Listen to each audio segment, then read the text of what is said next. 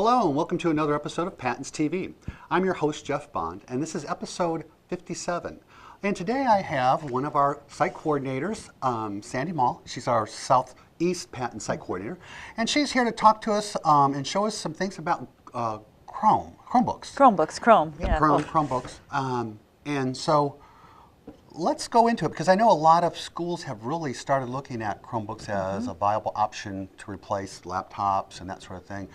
From a price standpoint, it seems to be, you know, a nice choice as far as getting technology into the hands of all students. Yes. And we have got two different ones here. We'll take a peek at that, you know, a little bit later. But so tell us about Chromebooks. Okay. It's like you said, Chromebooks. It's almost impossible to distinguish them from each other. When you talk about a Chromebook, you're really talking about just a vehicle that you can access the web on via the Chrome operating system. And so don't think of it as a computer because it's not really a computer. Everything that this device or that device can do is totally internet driven or in the cloud. Okay. So these schools that are going Google with Chromebooks are buying these devices, and then they come to patents or anybody else saying, what can we do with these? So the first thing, like I said earlier, was that the only native program inside of a Chromebook is the Google Chrome operating system. And I keep saying Chrome, and down here on the computer, many people have used the Chrome browser before. Right down here in the bottom left-hand corner is, you know, the little symbol for Google Chrome. And so it is a web browser, and it's also, you know, the search engine that we know. So kind of try and tie these up. This Chromebook, Chrome is the actual software, operating system. So to speak, Yeah. So the fact that you have to be out on the internet then means obviously you have to have Wi-Fi capabilities when you're using it. Yes. And there's been some discussion about having that be sort of a handicap as far as not being able to access the kinds of things when you don't have Wi-Fi. And there are still some things that you can access without being on the internet and having Wi-Fi access, but it's primarily driven. Yeah, this is where it gets tricky. I've got a document up for you, and if you're out there watching and you would like to also be on this document, up on the upper right-hand corner, http://goo.gl/capital AVG, lowercase z, capital B, capital Z, V, I almost got my letter wrong. That is a shortened URL from Google, and that would give you electronic access to this document. And we would see you pop in here. So one of the great things is you can share these documents. So I wanted to make sure that I pointed out this is a shareable document. And so let's get to that conundrum of how the Chromebook needs the internet to run.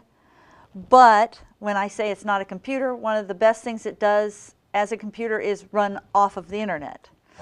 So down in this document, I've posted the main basic apps that will run offline. And then what they do is you can use them without having internet access. But when you get back on to internet access, they automatically go ahead and refresh and add everything you did online. So it's the good things. It's like Gmail and Google Calendar and Google Spreadsheets and Google Docs and presentation and drawing. So those are all the things that when we talk about basic creating on a computer that you think about using.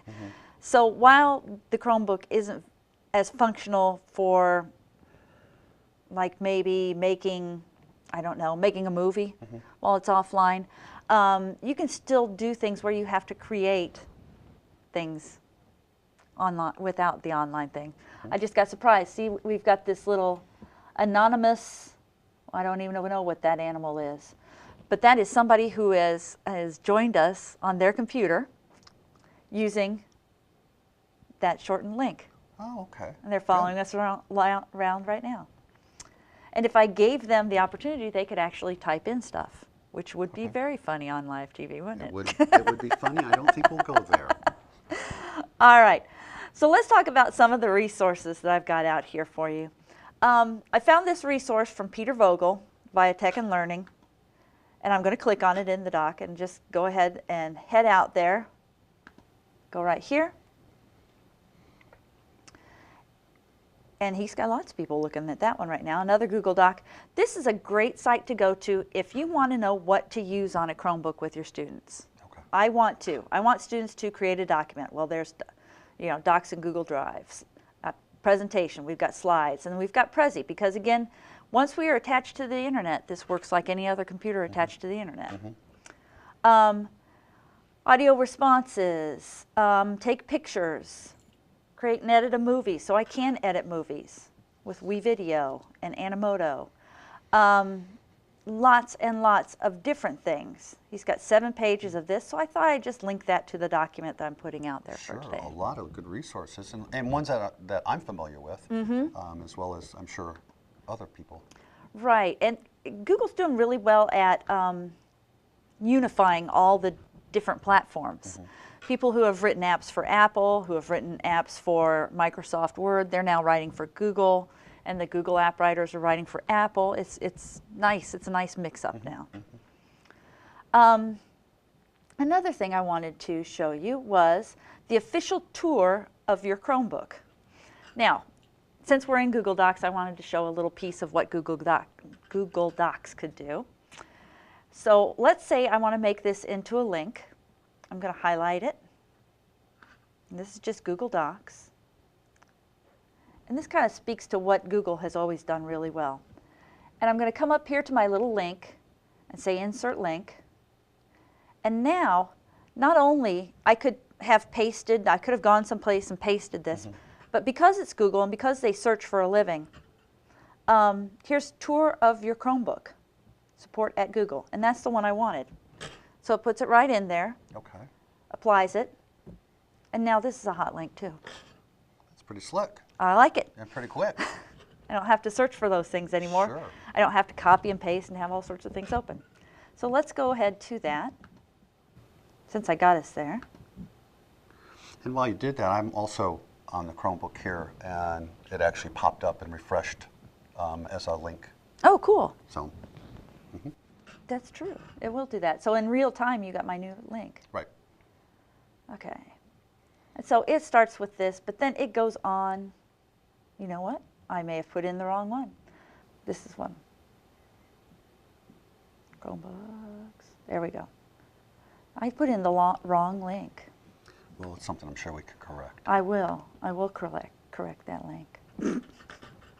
So, and that will be easy also. Okay, let me just show you how to do that. Okay, so I'm going to hit the link again. And I think I have to change it. Later. Yep. Okay. What I'm also noticing is that as you're typing and doing your editing, your name actually comes up, and I can see that you're actually making changes and that sort of thing. So, so if we had people that come in at any given time, and we give them permission, and they can go in and make the editing and do those kinds of things that, as if you were going to use it with Google Docs. Exactly. And then just different ways we could, the teacher could give Jeff and I a homework assignment, and we could each be at home and working together. I would see his little name pop up there on the side. I didn't ask, We have Chad. Chad joined us. Chad joined us. Sure, How fun. great. Okay. Chad from the iCam just joined us. Another thing, if we were both deaf, working on a project, we could open up a chat bar off to the side and be typing at each other and typing in our document. How easy would that be? Instead of anything new. Is that Message that you would use? Is that You could use Message. You can Hangout? use Hangouts is Okay. what I'm thinking of. Google Hangouts for that. Off to the side, I think there's other ways we can add things and actually do it while we're on the document. So very handy. pretty cool? Okay, one thing I did want to mention, what can you do with Chromebook? Things can be read to you, and this little blue and yellow flag is Text Helps Read and Write for Google. And you've got, what you're seeing here up in the menu bar is the full suite. You can get it for free a little less of this. Hi, Chad. Chad is showing us how to use that. This is hilarious. Okay. But if I go here and I use this, I'm just going to go for a little bit. You can also have it read to you. Don't think of the Chromebook as a computer. It is a device whose purpose when you turn it on is to find an internet connection and run on Google's Chrome operating system OS. Okay. And that is a really nice program, or a nice app. And yeah, nice app. It's well worth getting, especially for teachers that can actually get it for Free. Okay. We don't get that yeah, very often. no. So you can get it for free, just the minimal version, or you can get for teachers the premium version, and I'll show you where that is, if I find the right one. Okay, this is from the Chrome store, and that link that I was showing you will take you here. It looks like this on the top from Text Help. You have to go down and find the little green circle, or oval, and press that, and then you get the free subscription for teachers. Great. For a year. And For a I'm year. told that the teachers can re-up at the end. Totally worth it though, program-wise. So the other thing that is a little different is with the Chromebook and Chrome are apps and extensions. Apps and extensions, yep. And the differences are? An app is an actual program. It does something on its own, and an extension just adds to an app. Okay. It makes an app do more things. Which this, let's go to similar sites I've got on here. And if I can pull one up really fast, Lincoln Park Zoo. I want to go to Lincoln Park Zoo.